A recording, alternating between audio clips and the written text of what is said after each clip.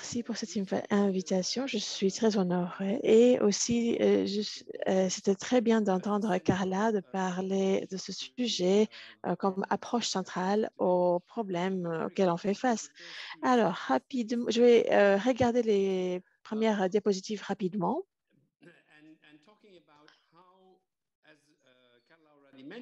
Comme, car je vais parler de comment l'agroécologie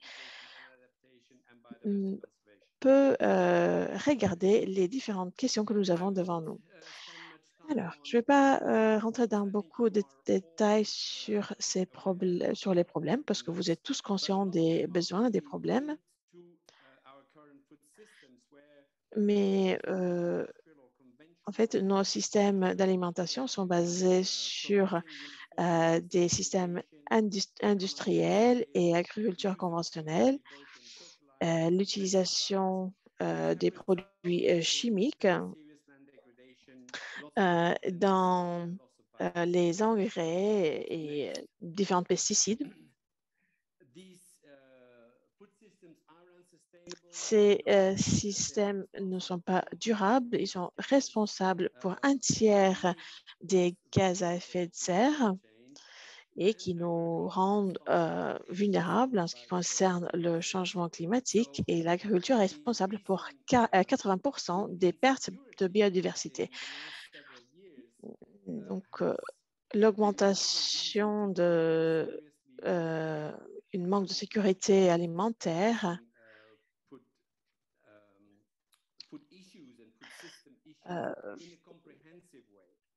implique beaucoup notre façon de travailler et les systèmes que nous utilisons. Donc, il nous faut un changement important, un message qui est sorti du sommet du système alimentaire des Nations Unies et que nous avons un besoin d'un changement transformationnel. Et en fait, plusieurs rapports de ces dernières années de l'IPCC, IPBES et d'autres qui ont montré ça, qu'il faut ce changement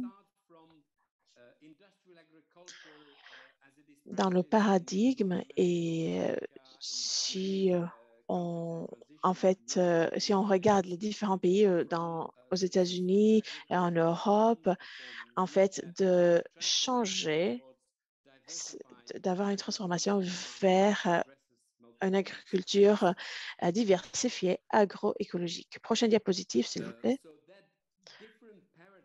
Donc, ce nouveau paradigme et ce paradigme différent adresse d'une façon holistique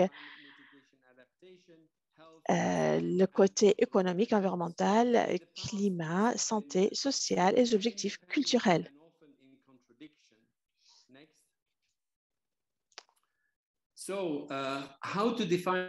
Comment est-ce que nous pouvons définir l'agroécologie? Il n'y a pas une définition écrite parce que c'est un concept assez complexe.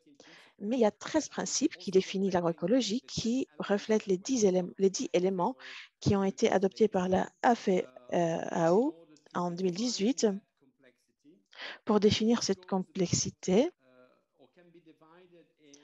Et on peut diviser tout ça en 3 secteurs différents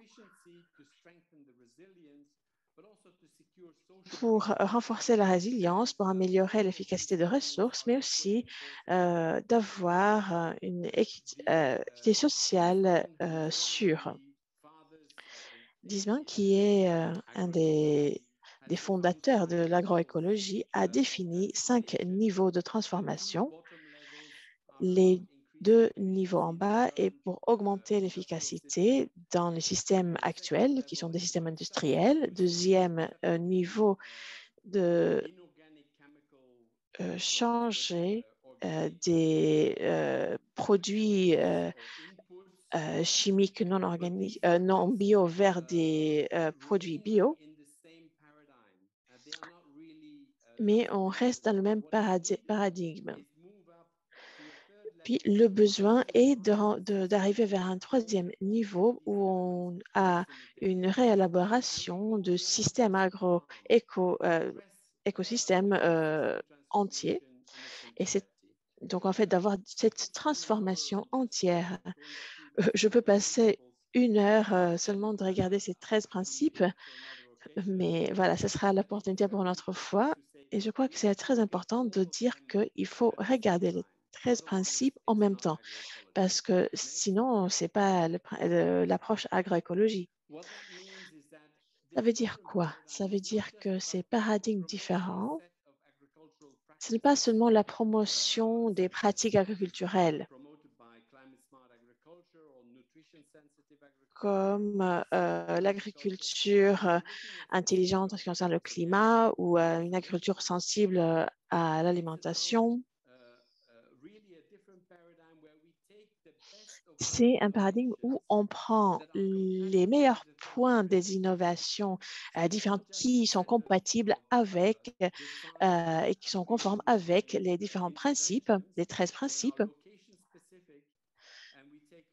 parce que en fait, on prend ces innovations qui sont en conformité avec les 13 principes.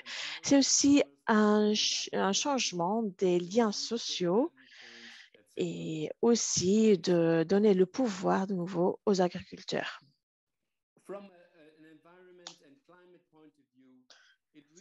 Du côté environnemental et climatique, ça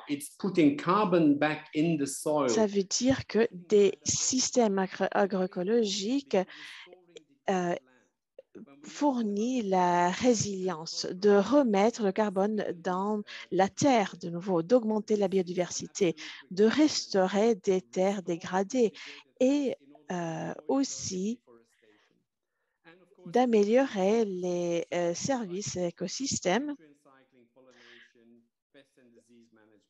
et la gestion des maladies.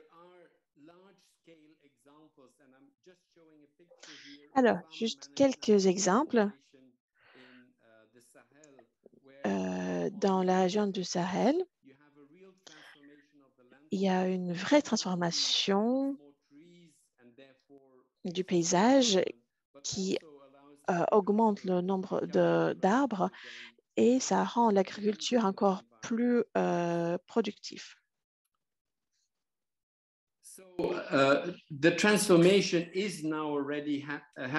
La transformation a déjà lieu.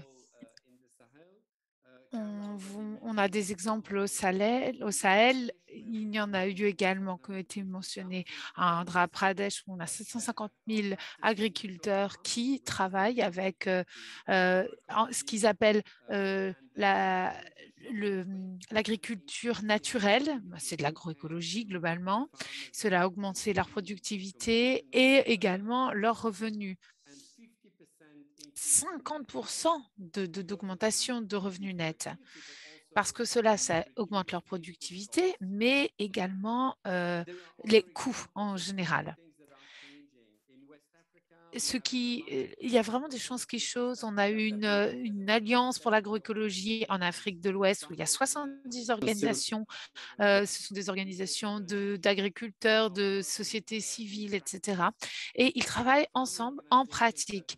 Les organisations d'agriculteurs au niveau régional travaillent avec l'AFA, par exemple, ont adopté l'agroécologie en Asie ou ROPA. Et puis, il y a également des politiques nationales qui sont adoptées dans certains pays et qui travaillent en faveur de l'agroécologie. Donc, il faut que l'on aide à cette transition. Très souvent, les étapes les plus compliquées, c'est de passer de l'utilisation traditionnelle, de manière traditionnelle d'agriculture intensive à une version plus holistique, une approche plus holistique de l'agriculture.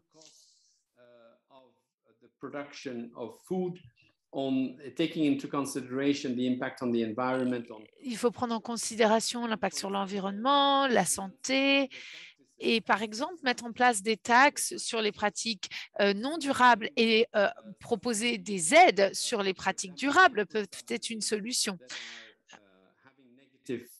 Consequences. Facilitating access. Aider l'accès à la terre pour les jeunes, agriculteurs, qui veulent commencer à mettre en place, des systèmes, agroécologiques, diversifiés également et aider les petites, chaînes de valeur également. Donc cette transition est déjà en train de se passer. Ce n'est plus On n'en est plus à l'épa à au moment de se dire: «Oh, est-ce que ça va marcher?» Non, on a déjà démontré que cela peut marcher. Mais cela implique également des changements dans, les manières, de travailler, dans les transitions sociales, dans les interactions entre les communautés et cetera. Et mais on a déjà beaucoup d'exemples d'endroits où cela s'est fait.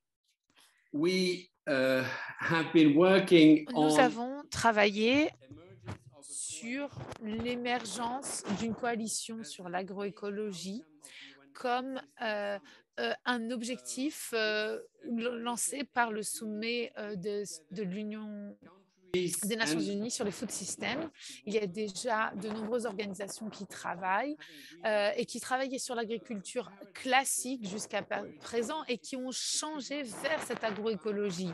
Et ça ne doit pas juste être l'augmentation des investissements dans l'agroécologie nationale, nationalement et passer de 5% à 10 ou 20%. Ça doit vraiment être une vraie réorientation nationale. Nous avons déjà 27 pays qui ont rejoint cette coalition et il y en a de nombreux autres qui vont s'y rejoindre à l'avenir et 35 organisations parmi lesquelles 5 grandes organisations des Nations Unies, UNDP, UNEP et autres, mais également la recherche, la société civile, les peuples indigènes et les organisations philanthropiques. Cette, cette coalition est en train de se créer aujourd'hui. Elle est en train de définir un peu la manière dont elle va travailler et nous espérons que la Commission européenne va également jouer un gros rôle dans cette coalition à l'avenir. Pour conclure, nous avons différentes manières d'aller où nous voulons aller et il y a beaucoup d'intermédiaires entre l'agriculture de subsistance qui n'est pas suffisante et l'agriculture industrielle qui n'est pas durable. Mais si l'on suit ces 13 principes de l'agroécologie, on peut arriver à répondre à ces défis de climat et de biodiversité. Il y a également des investissements, il y a toujours des personnes qui disent: «Ça ne marchera pas, on n'arrivera pas à nourrir le monde comme ça». Mais maintenant, nous avons suffisamment de preuves pour dire que ce n'est pas le cas. Nous pouvons nourrir le monde d'une bien meilleure manière et également répondre aux besoins en termes de climat et de biodiversité en mettant en place l'agroécologie.